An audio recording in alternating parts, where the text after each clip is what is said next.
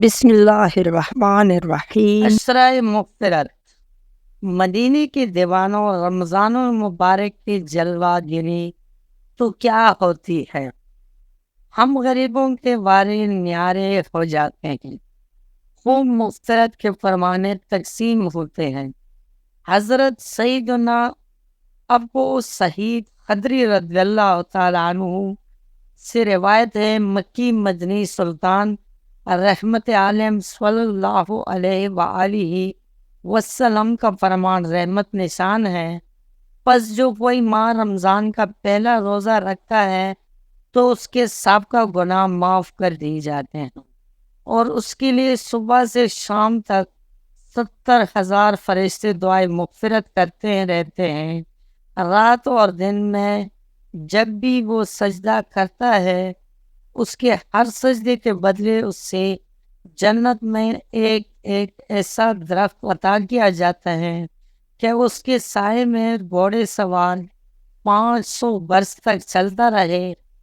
حضرت سیدنا عبداللہ ابن مسعود رضی اللہ تعالیٰ عنہ سے روایت ہے کہ شہنشاہ ذیشان مکی مدنی سلطان رحمت عالمین محبوب رحمان صلی اللہ تعالیٰ علیہ وآلہ وسلم کا فرمان رحمت نشان ہے، رمضان شریف کے ہر شب آسمانوں میں صبح صادق تک ایک منادی یعنی اعلان کرنے والا فرشتہ یہ ندا اعلان کرتا ہے، اے بلائی طلب کرنے والوں، ارادہ پختہ کر لے اور خوش ہو جا، اور اے برائی کا ارادہ رکھنے والے، برائی سے باز آ جا۔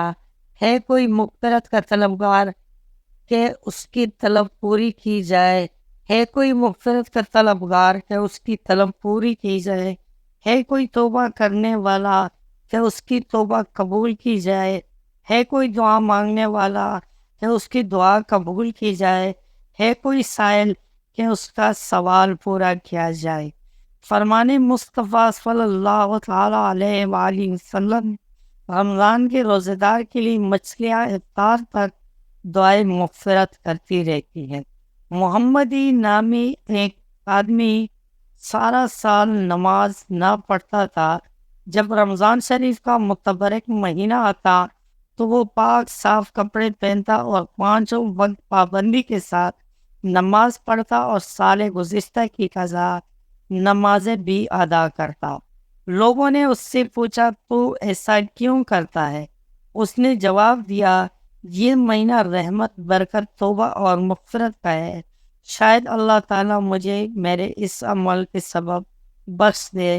جب اس کا انتقال ہو گیا تو کسی نے اس سے خواب میں دیکھ کر پوچھا، اللہ تعالیٰ نے تیرے ساتھ کیا معاملہ کیا؟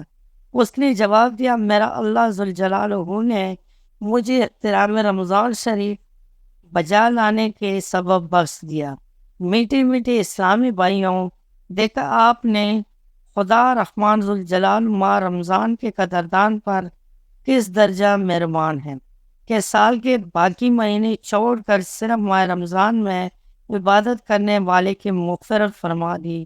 اس کا حقائق سے کہیں کوئی یہ نہ سمجھ بیٹھے کہ اب تو معذ ذوالجلال سارا سال نمازوں کی چھٹی ہو گئی، صرف رمضان المبارک میں روزہ نماز کر لیا کریں گے اور سیدھے جنت میں چلے جائیں گے۔ پیارے اسلامی بھائیوں، دراصل بخشنا یا عذاب کرنا یہ سب کچھ اللہ تعالیٰ کی مشیت پر موقوف ہے۔ وہ بے نیاز ہے، اگر چاہے تو کسی مسلمان کو بظاہر چھوٹی سی نیک عمل پر ہی اپنے فضل سے بخش دے، اور اگر چاہے تو بڑی بڑی نیکیوں کے باوجود کسی کو محض ایک چھوٹے سے گناہ پر اپنے عدل سے پکڑ لے۔ پارہ 3 سورۃ البقرہ آیات نمبر 284 میں ارشاد ربی بے نیاز ہے، فَيَغْفِرُ لِمَن يَشَاءُ وَيُعَذِّبُ مَن يَشَاءُ۔ ترجمہ، تو جس سے چاہے گا اپنے فضل سے اہل ایمان کو بخشے گا اور جس سے چاہے گا اپنے عدل سے سزا دے گا۔ تو بھی حساب بخش کے ہے، بے شمار جرم دیتا ہوں واسطہ تجھے شائع اجاز کا۔ دوستوں، آپ کو آج کی ویڈیو کیسی لگی؟ امید ہے کہ ویڈیو پسند آئی ہوگی۔